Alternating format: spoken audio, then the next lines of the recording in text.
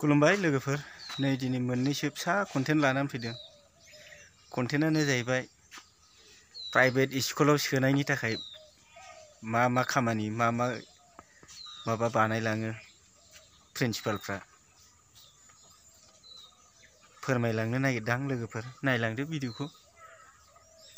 Private स्कुलाव सोयोबा लांजेननायाव बुङो जाहैबाय मास्टारफ्रा, प्रिन्सिपालफ्रा मोजां माबा सानै सोबा सासे फ्रि मोनगोन, साथाम सोबा सानै फ्रि मोनगोन, बिराद मोजां बुंलाङो। नंगौना नङा लोगोफोर? ओमफ्राय थाङै थुङै मा जाहैनोसै, सोलाङै गोबाव जाहैयोबा अबाव फ्रि अबाव मा, क्लास 1 मोनहैबा क्लास 2 मोनहैबा अबाव फ्रि अबाव मा बुंहैनोसै। स्कुल डिउसआ हाखु दाखु बिबाय थानोसै, माबा हस्टेल डिउस बिनोसै, स्कुल डिउस बिनोसै। थाङै थुङै मा जाहैनोसै लोगोफोर, उन्दै समावथ' मोजां जालांसै, मोजां बुंलांसै। जेलानाखि 9, 10 मोनहैयो अब्ला मा होनहैयो, मास मोननैजों इउनिट टेस्टनो माबा फरिखानो माबानो बेफोरखौ नायबाय थानो लिंहरनोसै लोगोफोर। दाना मा जाहैनोसै, नायाबा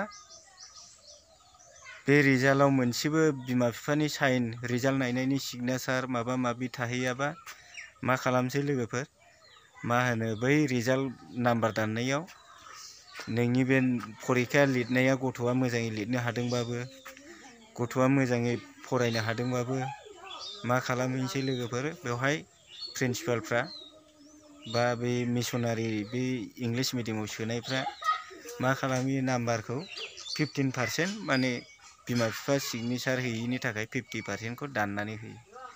बाहाय मा जाहैनोसै, नोंनि फिसाया फरायनो हायाखै, लिरनो हायाखै, नाम्बारानो गैया होनसै आरो। खिन्थु ओरै फरायग्राया मा होनोसै, आं एसे मोजां लिरदोंमोन, एसे मोजां मादोंमोन, खिन्थु ओरैहाय नाम्बाराव नायदोनो, ओरै बिमा बिफा सिगनेसार हैयैनि थाखाय, रिजाल्ट नायहैयैनि थाखायसो 50% दाननानै होनोसै। अब्ला बे मा होननांगौ लोगोफोर, गाज्रिसो। बेराफारसे साननानै नायोब्ला मोजां, बेराफारसे साननानै नायोब्ला गाज्रि। नंगौना नङा लोगोफोर? प्राइभेट स्कुलाव सोनायाबो बिमा बिफायालाय सानदों सरकारि स्कुलाव सोबाबो क्लासफ्रानो थिग जाया, प्राइभेट स्कुलाव सोनोसै होननानै।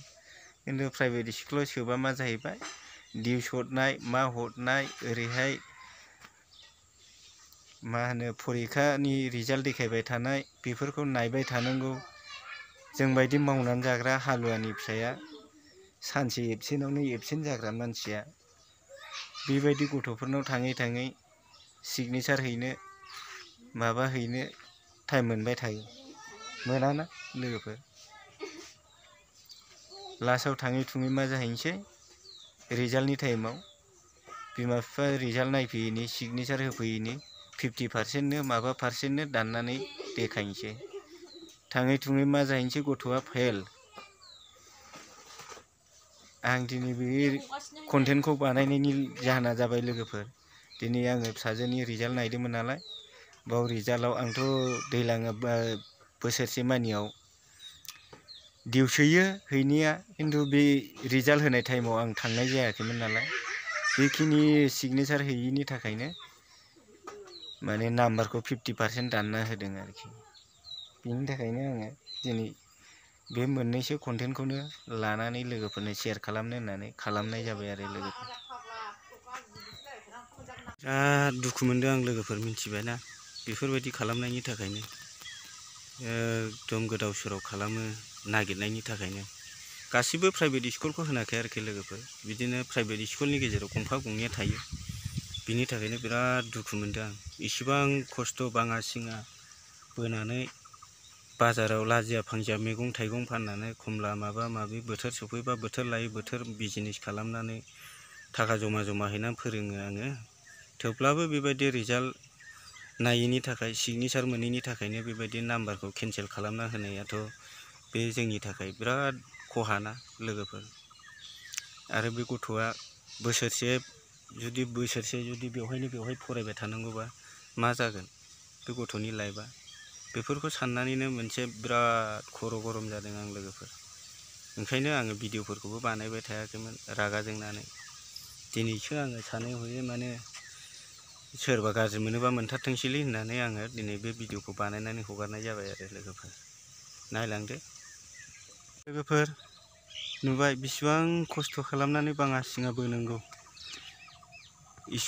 प्राइभेट स्कुलाव सोनानै बेसेबां खस्थ' खालामनानै सोगासिनो आङो। थेवब्लाबो माने फादार सिस्टारफ्रा आंनि खोथाखौ मानिबावाखिसै।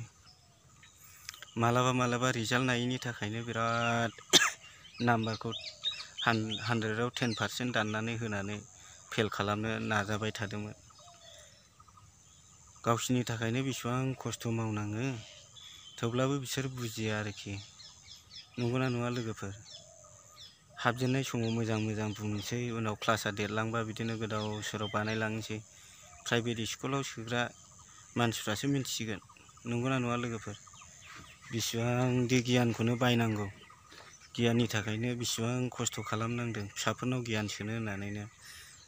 सरकारि स्कुलाव जेनेरेल स्कुलाव क्लासफ्रा मोजां जाला होननानै बिदिनो प्राइभेट स्कुलाव सोबाय। प्राइभेट स्कुलाव सोनानै नै बिदिनो गोदाव सोराव खालामो।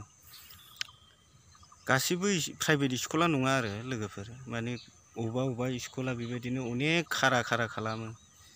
आङो दा नुबाय गुरुभाषा इंलिस मिडियाम स्कुलखौ फादार सिस्टार सोलायनाय लोगो लोगो आयेनफ्रानो सोलायजोबो। होनबा मा होननांगौ लोगोफोर? भिडिअखौ नायनानै मोजां मोनोबा लाइक शेयार खालामना हो, कमेन्ट खालामना हो लोगोफोर। बेफोरबायदि खालामोबा सोर प्राइभेट स्कुलाव सोनो मोजां मोनगोन? नंगौना नङा लोगोफोर? जायसो सोयो बिसो मिन्थियो बेसेबांदि खस्थ' खालामनानै सोनांगौ, बेसेबांदि मा खालामनानै सोनांगौ। जोंफोरबायदि मावनानै जाग्रा मानसिया बेबायदि स्कुलाव सानफ्रामबो मास मोननैजों रिजाल्ट होनाय मानायखौ जों नायबाय थानो हायाना। गावसिनो हरनो थाखायनो बेसेबां जों खस्थ' खालामनांगौ बेफोरखौ मिन्थिया आरो सिस्टार फादारा। मास मोननैजों रिजाल्ट होनायखौ नायैनि थाखायनो, सिगनेसार होयैनि थाखायनो माबायदि 100आव 10% नाम्बार दाननानै फेल खालामनो नागिरदों। होनबा बे मोजां? गाज्रि होननांगौ ना मोजां होननांगौ लोगोफोर? सोरबा मिन्थियोबा कमेन्टआव लिरना हर। गाज्रिबा गाज्रि, मोजांबा मोजां। ना जोंनिनो भुल ना स्कुलनि भुल, बेफोरखौ बिजिरनानै कमेन्टआव फोरमायहरदो लोगोफोर। जोंनि भुलबाथ' जोंनिसै। बेसेबां बाङा सिङा बोयो आं नै लोगोफोर, बाङा सिङा बोयैसो फिसाफोरखौ फोरोंदों। बेफोरखौनो बुजिया सिस्टार फादारा। गोदान सिस्टार फादार फैयो, आयेनफोरखौ नेमफोरखौ सोलायो, बेफोरबायदिनो गोदाव सोराव खालामो। होनबा मा होननांगौ दे लोगोफोर? देलाय लोगोफ्रा सोरबा मिन्थियोबा बिजिरनानै नायदो, बबेया मोजां बबेया गाज्रि। दिनैनि भिडिअखौ बेखिनियावनो दोनसै लोगोफोर। मोजां मोनोबा लाइक खालाम, कमेन्ट खालाम, शेयार खालामना हो। चेनेलाव गोदानबा साबस्क्राइब खालामना ला।